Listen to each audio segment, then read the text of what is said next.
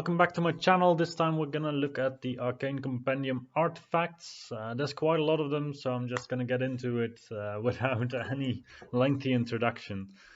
So let's just go for the first one, which is gonna be the Book of Arcane Mastery. So this is quite an influential item, I would say, if you build your list correctly around it. I would say it's very good because you get a +2 casting modifier on the first spell that you cast with either a Wizard Apprentice or an Adept. If you plan for this, then it can really influence the battle quite a bit. So for example, Vermin Swarm can get this on a caster that has access to the Wrath of God. And then, well, that is quite influential because you can just keep it as the last spell that you're going to cast. Basically, it frees up your entire magic phase unless your opponent decides that you can have Wrath of God as a cast spell. And other alternatives are just spells that you really want to get through, like if you have a bound spell version and a normal version of the spell, you can first cast the bound spell, then cast the normal spell with the Book of Arcane Mastery. And usually one of both is not going to be dispelled because, well, either your opponent doesn't want to invest the dice into dispelling the bound spell, and then you don't even have to use the book for that particular spell, or the roll on your second cast is just going to be too high for your opponent. I think the value of it goes a bit down if you also play a Wizard Master, because then you don't necessarily want to invest as many points. But otherwise, I think it's a really good item. Then the next one is the Binding Scroll. I think this is a very good item in competitive play, but in casual play I wouldn't necessarily consider it because people don't really optimize the magic phases as much as they do in competitive play. So usually when you build a tournament list, you look at the options you have casting wise. So you can, for example, think about taking like 3 combat spells, because usually you're gonna push through spells through. If you have 3 combat spells, then it's a bit on the edge. However, well, if you bring 4, then it's gonna be plenty usually. And then depending on the situation, one of the combat spells is a bit better than the other, but the general gist of it is that you're gonna cast 2 combat spells on your unit and be merry about that. If your opponent then has a Binding Scroll and only allows you to have 3 spells available to support your combat, you can still dispel one of them, then it's going to be a bit more 50-50 whether he's going to be able to dispel the other one or not. So I think that is the most important use of Binding Scrolls. And in addition, there's also just spells that you really want to get rid of early. So for example, if you're playing a gun line, then a Binding Scroll is good to take for Wrath of God. And in similar sense, there's other spells that are quite detrimental to your gameplay. So then a Binding Scroll is very well worth it. But then again, if your opponent brings like an entire spell book of spells, like 10 spells, 11 spells, whatever, then it doesn't really matter if you have a Binding Scroll or not. Then the next one's going to be the Magical Heirloom. I am a bit neutral about this one. It's mostly a way to just get 1 extra spell of the lore that you selected. Because anyway, you can always take the Hereditary with your Wizard. And now you are kind of forced to take it. And you have to take an extra spell from the lore that you have. So on a Wizard Apprentice, I would not necessarily recommend the Magical Heirloom because the flexibility of your spell choice is going to be limited to the number 1 spell of the lore. So the only situation in which that would make sense to me is to have an Evocation Mage, because then you get reroll to wound with Lethal Strike, which is quite a good spell. And otherwise, I don't really know any spells that are any number 1 spells that are good enough to warrant you taking a Magical Heirloom on a Wizard Apprentice. I also see it sometimes taken on a Wizard Master. It's also very dependent on the lore, I would say. Because getting this 5th spell, or the 4th spell of your lore basically, usually it's a spell that you can go without, so I don't really think that's worth it. So I would say if you take it on a Wizard Adept. But yeah, I don't know. There's also an alternative of just playing an extra mage. Mages are usually like 150 points max, 120 points at the bottom more or less. So then for 70 points, basically you have a chaff piece, and 50 points you pay for the ability to get a spell. That could also still be the number one spell of the lore that you have. So I would say that generally, in my opinion, getting an extra mage is probably better than taking the magical heirloom. However, sometimes character points are tight, and then you might be drawn to the magical heirloom. Then we have the Talisman of Shielding. This one gives you an 5-up Aegis on your model. I would say it's pretty bad given the entirety of the game. So obviously for your character it can be quite good to have a 5-up Aegis. However, these 50 points, do you really want to spend them on a Talisman of Shielding? Does it change matchups? I don't really think so. So on a model with 3 hit points you will get like 1 extra wound. Calculating that you're going to get 3 wounds at some point, one of them you'll save with the Aegis. And then it's going to be a lucky roll to get an extra wound. It's an item that you don't really use every turn of the game unless you play it on a single model, in which case it's already getting better, and it's even better if you play it in Druidism or race lists, where you can raise back the lost hit points. Obviously on a model with more hit points it's more efficient, so for example like a Mammoth Hunter or something with 4 hit points instead of the 3 of like an Empire Marshal or an Elven Lord. But generally I would say that it's not really worth it, also because it's 50 points in special equipment that you're gonna only ever use in most notably one combat phase. You can spend 50 points, 70 points for example on a Book of Arcane Mastery, which does something in every single turn of the game rather than only in this one specific combat, so I would say it's pretty bad. Next one's going to be the Talisman of the Void.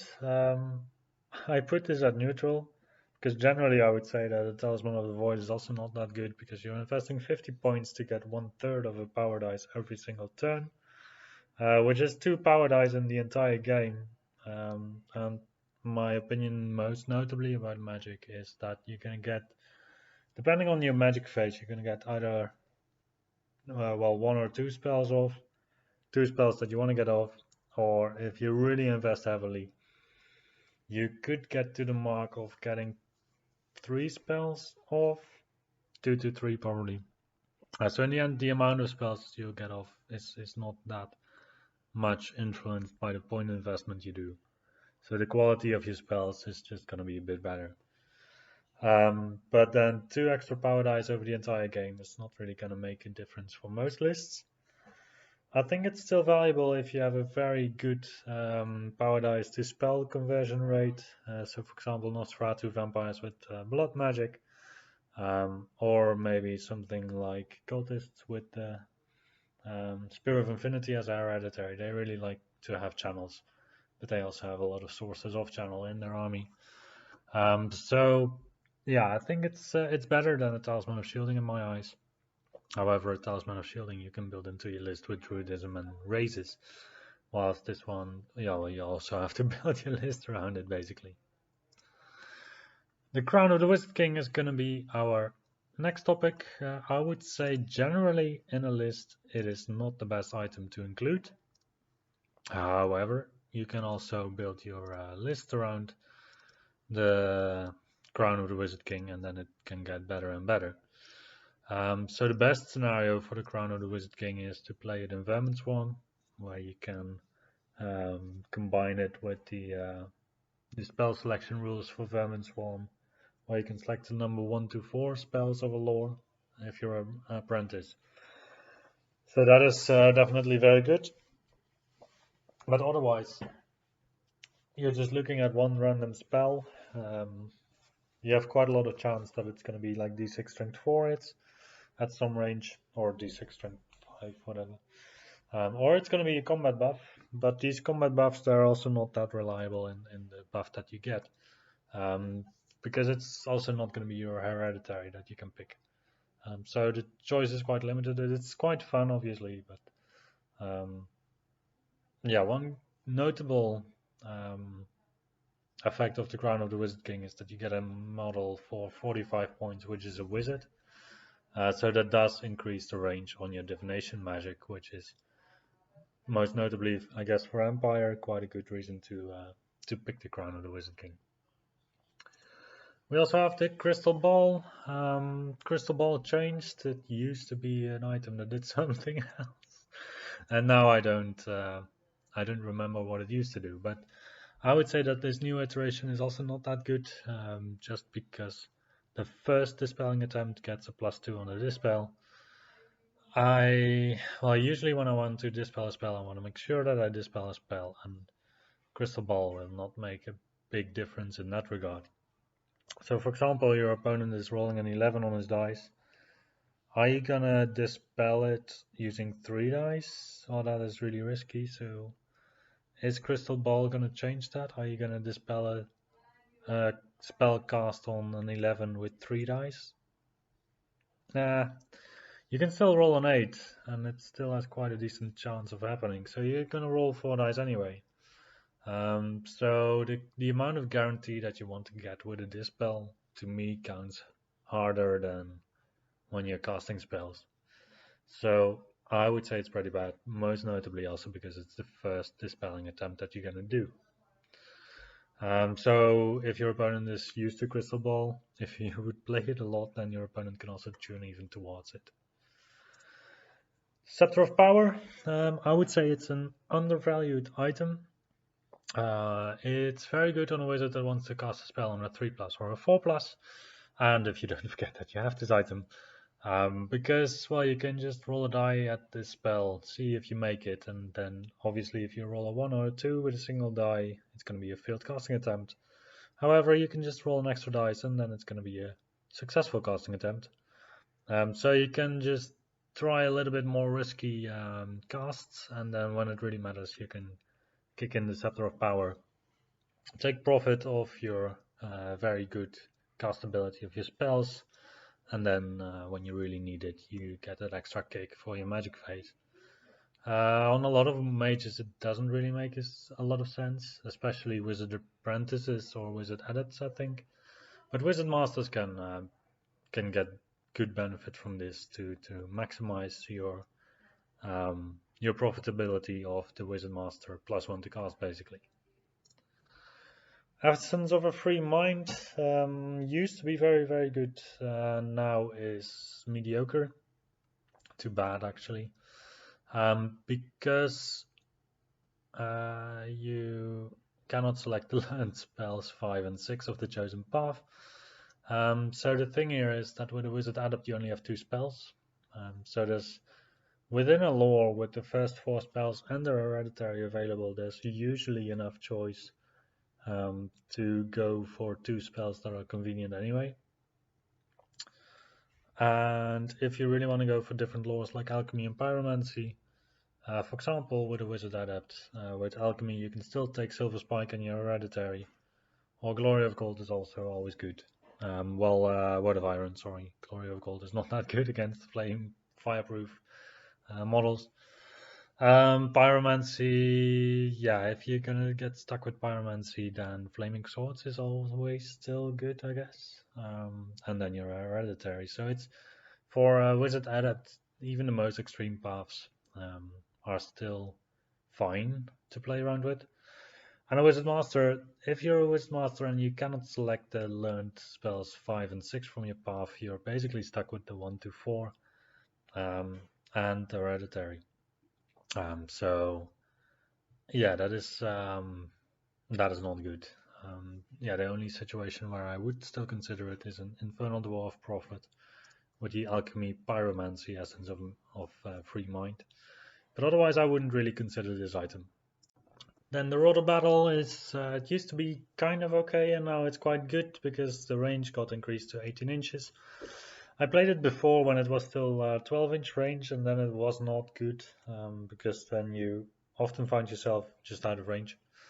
But now it's 18 inches. It's universally quite good, except for elves, because elves usually hit on 3+ or 2+ anyway.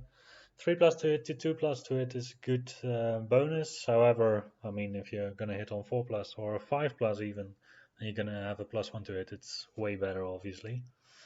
So yeah, I would say that it's a good guaranteed combat buff to keep for 2 dice, and it really gets you out of these tricky situations where hitting is a problem for your army. So if you have low offensive but plenty of attacks, then definitely consider the Roto Battle. More popular armies for this include ogres, because they sometimes suffer with the 2-hit roll. And also orcs and goblins with, well, they already have their hereditary, which gives them reroll to it. But then again, it's always good to have a spell double. I would say that maybe nowadays it's better than Magical Heirloom, but that depends also on your hereditary. Crown of Autocracy changed a lot. So it used to be just +1 discipline and extra victory points for your opponent if they managed to get your model carrying it. In this case, I would say that it's a bit neutral. It doesn't really do a lot. I don't think a 15-inch inspiring presence, commanding presence bubble makes that much of a difference compared to a 15-inch one. But the effect of having like a 3-inch commanding presence bubble for Undying Dynasties or for Vampire Covenant is actually quite interesting, where you can have a model that just goes in between the lines and allows other stuff to march. So for Vampire Covenant, you still have the option of running Karnstein or Dark Coaches, and for Undying Dynasties, this really helps, I would say. I mean, the Lightning Vamp Races is the next one on my list. So this one costs Hand of Heaven, which is a magic missile with a variable strength. The downside of this item, I would say, is that a bound spell always casts the basic version of a spell, so it's going to be the d6 strength d6 rather than the d6 plus 1 strength d6 plus 1. And I usually, as an opponent, I gamble for the result where one of the rolls is going to be a high roll, one of the rolls is going to be a low roll. Well, if they're both average, then it's also fine. With Hand of Heaven, if you can have like 4 strength 3 attacks or 3 strength 4, that is just meaningless basically. If you have 1 strength 6, it's fine. If you have 6 strength 1, it's fine. The only bad situation is when you have like 6 strength 6 hits, but compared to Hand of Heaven cast boosted, it's not good at all. The next is the Obsidian Rock. Obsidian Rock gives you magic resistance too. This can be combined with Aether Icons, however not with other magic resistance. It's just a very good item for when you're building Death Stars with Aether Icons and for Dragon Riders. It's one of these items that you have to remember. However, it's an item for a Dragon Rider that works every single turn of the game, where your opponent is going to be grumbling about this magic phase because you have the Obsidian Rock. And for the price it has, 30 points on like a 600 point dragon, it's definitely worth the investment. The Ranger's Boots is kind of bad, I would say. You get Strider, which is nice. You get +2 advance rate, which is nice. Yeah, it's just nice. So standard light infantry models, they don't have Swiss Rite usually. So normally +2 inch advance doesn't really make a big difference. I'm now looking into a list where it might actually be useful on a Necromancer with the Ranger's Boots, because I want to have an extra Necromancer in my Vampire Covenant list. And, well, it's basically a cheap chaff piece that can march 12 inches. Other interesting one would be the Dread Elf's Beastmaster in a unit that gives him Sand of Blood and Swift Stride. If the unit is at the same time Academy trained, he's going to get an extra +1 advance. He gets +2 advance from this item, so he's going to go to advance 9 actually with Swift Stride. And I think that is something that a lot of people will not expect. Because also the Beastmaster is immune to Stomp, so the only thing holding you back to chase big monsters is that you don't have a rank. But then again, you can also just hunt stuff like Pathfinders and other stuff with your Beastmaster that suddenly can catapult out of the unit. Then again, do you really want to spend your turn shooting out a character whilst you can charge with the unit? It depends. Sometimes you do, sometimes you don't. But then again, you can just add the Ranger's Boots onto the equipment of your Beastmaster if you have the points left, And then for these scenarios where it does come into play, you're going to be very, very happy about it. The Dragon Staff gives you a breath attack. Breath attacks are generally good in the game. Strength 3 is often just enough, basically. Just to clear chaff, I would say. You can also try to flip a combat. It's still flaming attacks, so if you make the opponent flammable, you get reroll to wound against the enemy.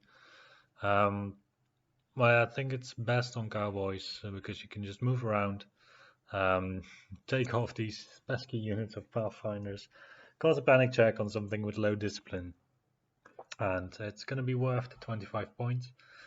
If you have the special equipment points available, then I would seriously consider just dropping like a couple of infantry models or a cavalry model or something to get a dragon staff onto your cowboy. Then we have the Dragonfly Gem. It is good. I never take it because in singles it's just a gamble of whether it's going to be useful or not. The interesting thing is that it makes your cowboy immune to Quicksilver Lash and Molten Copper. However, Basalt Infusion also scares off people quite a lot of times. But yeah, just getting a Dragonfly Gem. I would rather get a Dragon Staff than a Dragonfly Gem, to be honest. The Potion of Swiftness is good. Just +3 agility is just really, really good for models that are really agility dependent, like elven characters and the Doomblade. Inquisitor with Hammer of Witches also goes here because then he goes to agility 7 or so. 7 or 8. And that is enough to strike before most monsters. And the Inquisitor with Hammer of Witches has 5 attacks with Hatred if you have him in a unit with a Prelate, with Strength 4, Lethal Strike, multiple wounds D3. It's a very nifty piece. It can put out some very unexpected damage to some people. So that is why it's good. And the Potion of Swiftness makes him just better. And then we have the last two. We have the Lucky Charm. Lucky Charm is an item that I don't think ever made a difference to me in a game. And then we have the Potion of Strength, which is an item that I do think made the difference in a game once or twice. You should run it on not that combat potent characters, for just in case they do get in combat, they can actually surprise your opponent by smacking something with the crush attack. I hope you enjoyed this video. Please let me know if you agree with most of my choices or if you don't. And as always, I will see you the next time.